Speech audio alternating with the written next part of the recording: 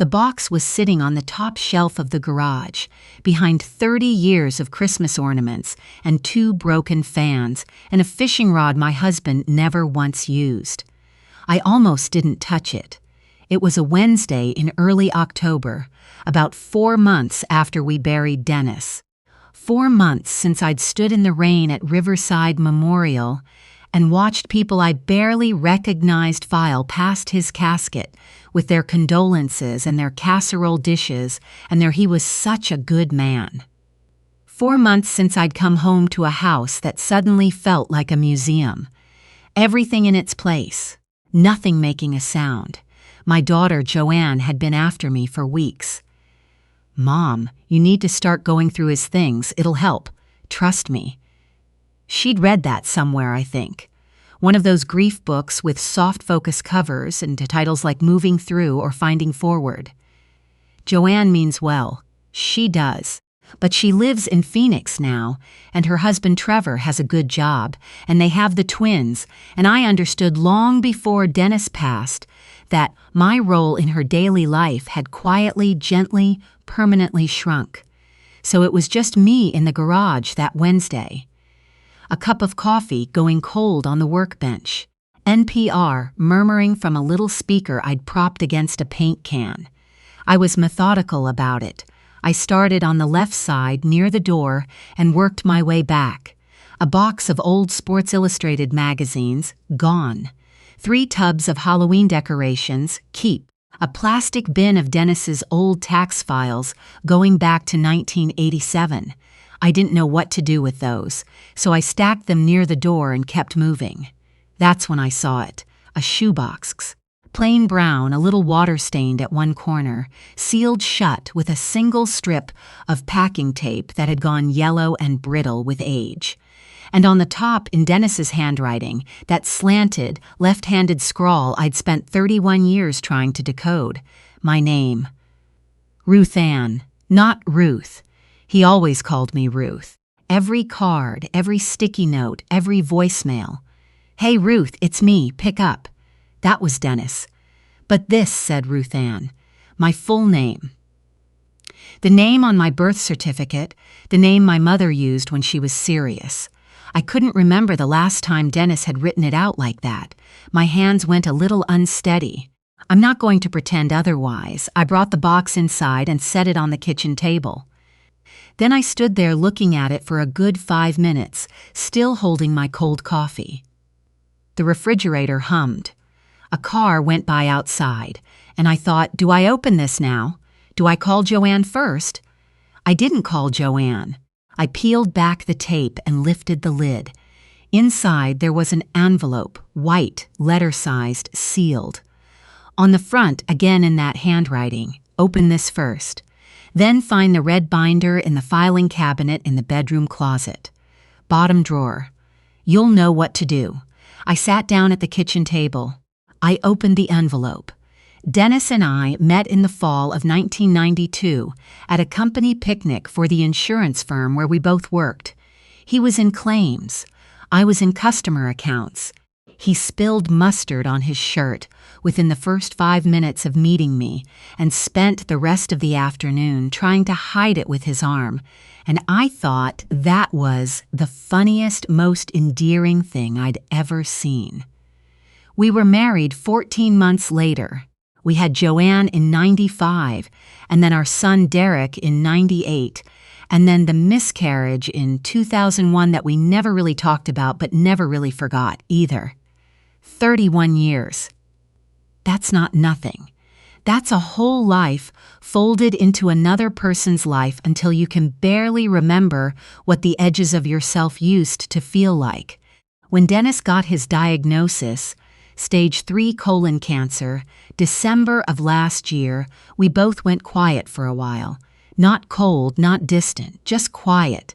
There's a kind of silence that comes with that kind of news that isn't about shutting each other out. It's more like you're both standing at the edge of something, and neither one of you has the right words yet, so you just stand there together. He did chemo. He fought. He was stubborn about it in that practical Midwestern way of his. He kept a spreadsheet of his treatment schedule, color-coded by week. He made it to Easter. He made it to Derek's birthday in June. He didn't make it to summer. I thought I knew everything about that man. That's what I want you to understand before I tell you the rest. 31 years. I did his laundry and argued with him about the thermostat and watched him fall asleep in his recliner every Sunday with the game still on. I knew he put too much sugar in his coffee and not enough in his words. I knew he wasn't great at apologies but was very good at showing up. I thought I knew everything. The letter was 3 pages, handwritten on yellow legal pad paper. His handwriting got a little shakier toward the bottom of the 3rd page. I could see where the pen had paused and started again more than once. He must have written it sometime in the spring, I think, when he still had the energy to hold a pen but already knew how this was going to end. I'm not going to share all of it here. Some of it is just mine. But the part that I need to tell you about, the part that turned my whole Wednesday upside down, started about halfway through the 2nd page. He wrote, "Ruth, you are better at most things than you think you are. But you have always been too trusting with money. Not foolish, trusting. There's a difference. I never wanted to worry you while things were good. That was a mistake. I should have shown you more. So I'm showing you now." He wrote, "Go find the binder. I've tried to make it as simple as I can, and I need you to call Thomas Abernethy at Abernethy & Cole in Dayton. His number is on the 1st page of the binder. Call him before you talk to anyone else, before you talk to Derek, before you talk to anyone."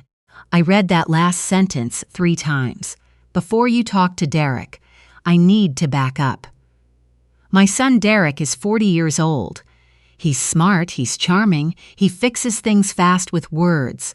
Always has, since he was about 9 years old and figured out that a well-placed compliment could get him out of almost anything. He works in real estate development, mostly commercial properties, and for the last several years he's been based out of Columbus.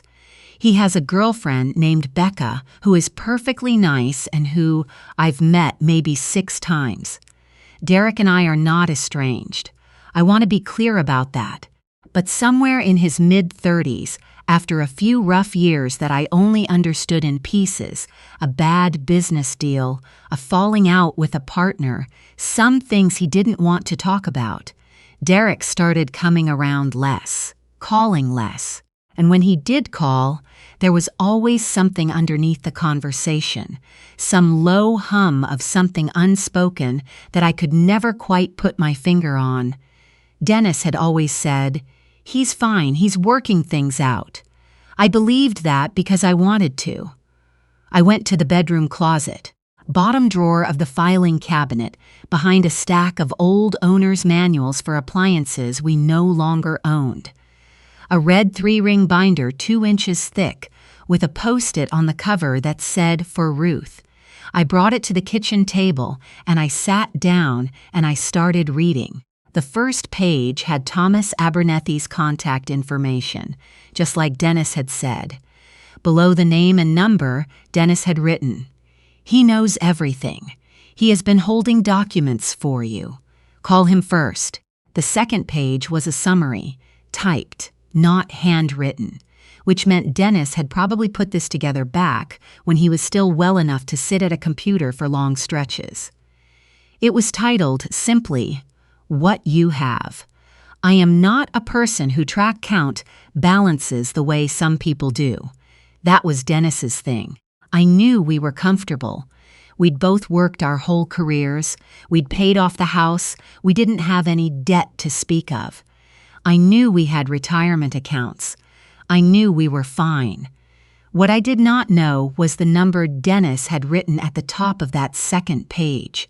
I won't say the exact figure here, but I will tell you it was significantly more than I had imagined. It was the kind of number that made me sit very still and stare at the kitchen wall for a moment. Underneath it, Dennis had written, "This is your money, Ruth. Yours. I set up the accounts so they transfer directly to you. No probate. No waiting. It's done. Thomas has the paperwork. And then further down the page. There is also something I need to explain about Derek.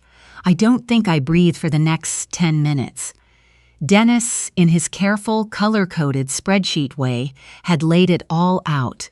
Over the past several years, going back almost 6 years, actually, Derek had come to his father more than once with financial problems.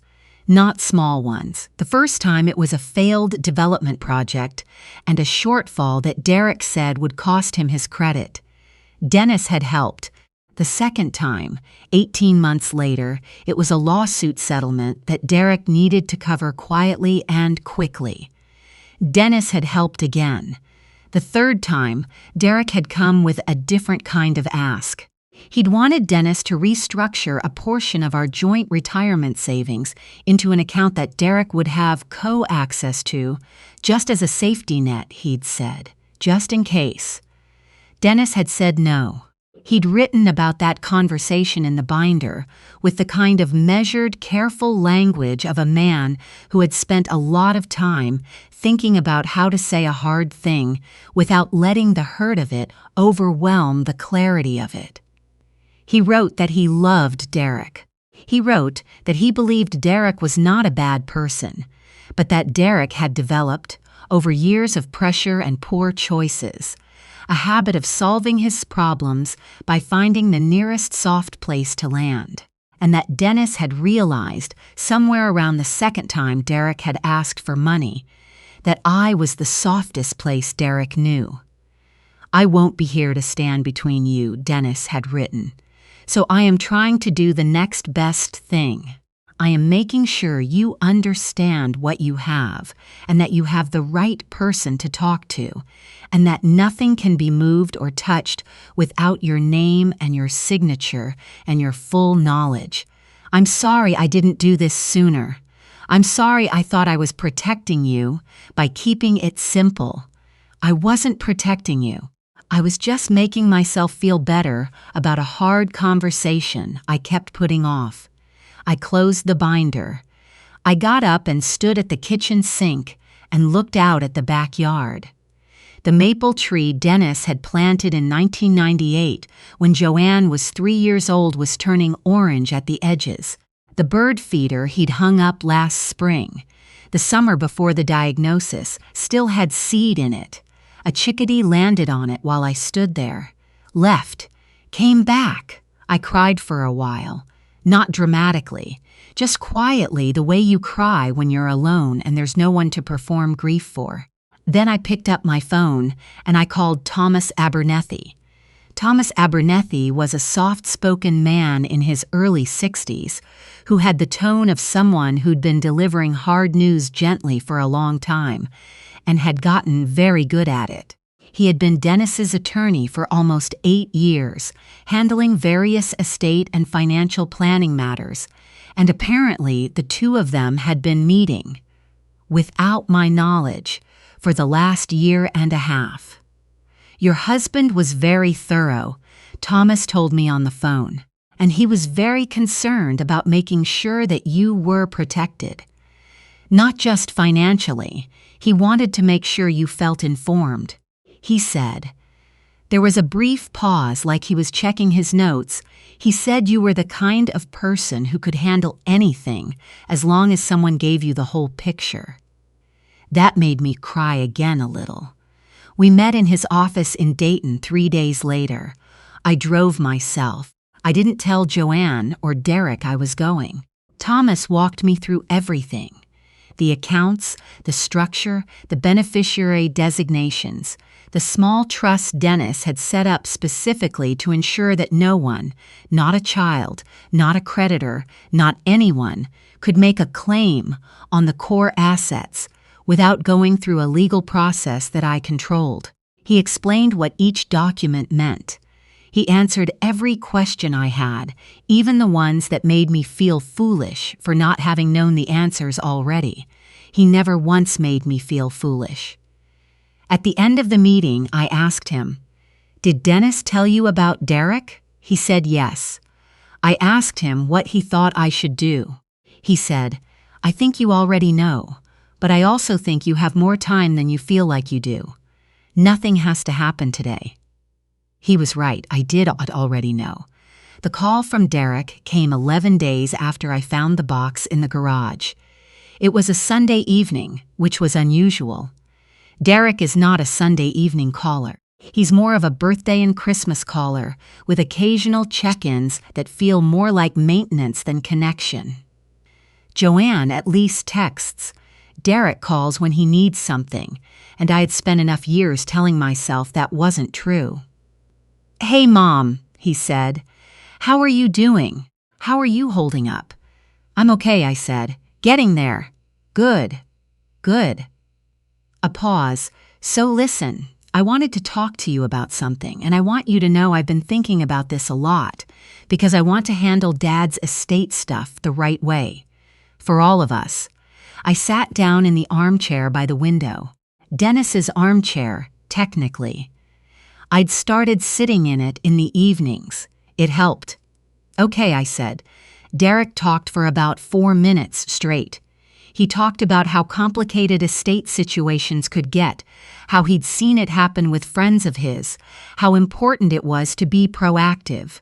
He talked about a financial advisor he knew, someone named Garrett, who worked with a lot of families in transition, who he'd love for me to meet.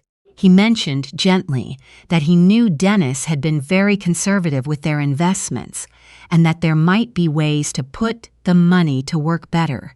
He said he wanted to help. He said it all so smoothly, so naturally. The way you only say things that smoothly when you have rehearsed them, maybe more than once. When he was done, I said, "Derek, I appreciate you thinking of me." "Of course, Mom. I've already spoken with an attorney," I said. "Thomas Abernethy. Your father had been working with him for several years. Everything is taken care of." A silence on the other end of the line, a different kind of silence than the one we'd shared at the graveside. "I didn't know Dad had a lawyer," Derek said. "He did," I said, "and I'm doing just fine. I have everything I need." Another pause. "Well, I'm glad to hear that. Maybe the three of us could still. I'll talk to you soon, Derek," I said. "Take care of yourself." I hung up. I sat in Dennis's armchair in the quiet house, and I looked at the maple tree through the window. Almost fully orange now, and I thought about what it feels like to finally have the whole picture. I'm not angry at Derek. I want to be clear about that. I've thought about it a lot in the months since, sitting with my coffee in the mornings, taking my evening walks around the neighborhood, lying awake at 2 in the morning the way I do sometimes when the house feels too quiet. I've turned it over and over. Derek is not a villain. He's a man who made some poor decisions when he was younger, got himself into holes he didn't know how to climb out of, and learned, the way some people learn, that it was easier to look for a hand than to dig himself out. That's not a character flaw from a movie. That's a real and human thing. It's sad, actually, more sad than anything. But I am 63 years old, and I have spent a lifetime being the soft place where everyone lands. Dennis saw it. He saw it more clearly than I did, and he loved me enough to try to do something about it, even at the end, when he had every reason to spend his remaining energy on other things. The binder is still on my kitchen table. I've been through it so many times now that the cover is getting soft at the corners. I understand my finances now better than I ever have in my adult life. I know what I have. I know what it's called. I know who to call if something comes up. And I know, for the first time in as long as I can remember, that I am not dependent on anyone else to make sense of my own life. Thomas has been good to talk to. I've started keeping a small notebook on the kitchen counter where I write down questions as they come to me, so I'm ready when we meet. Dennis would have loved that. He was always trying to get me to write things down. Joanne called last week, which was not Christmas or a birthday, which surprised me. She asked how I was doing. I told her I was doing better than she probably expected. She said, "Really? Mom, that's good. That's really good." She sounded like she meant it. We talked for almost an hour. Maybe that's something. I've been in this house for 27 years. I know every creak in the floors and every draft in the windows and which burner on the stove runs a little hot. I know where the light falls in the afternoon and what the backyard sounds like in October when the leaves are coming down. This is my house. I bought it with my husband, and I raised my children in it, and I will decide for myself what happens to it next. That's what Dennis gave me, in the end, with that shoebox on the top shelf of the garage. Not just the numbers in the binder, not just Thomas Abernethy's phone number, not just the careful architecture of accounts and documents and designations that I didn't know existed. He gave me the whole picture. And maybe this is what real love actually looks like, when it's been around long enough to know you. Not just the Sunday dinners and the anniversaries and the hand-holding in the hospital waiting rooms. Maybe it's also this, the willingness to have the hard conversation, even when you can only have it in a letter, even when you can't be there to see the look on her face when she finally understands. I kept the binder. I kept the letter. I keep both of them in the bottom drawer of my own filing cabinet now, behind the tax records, in a plain manila folder with no label on it. I know where it is. I know what's in it. That's enough.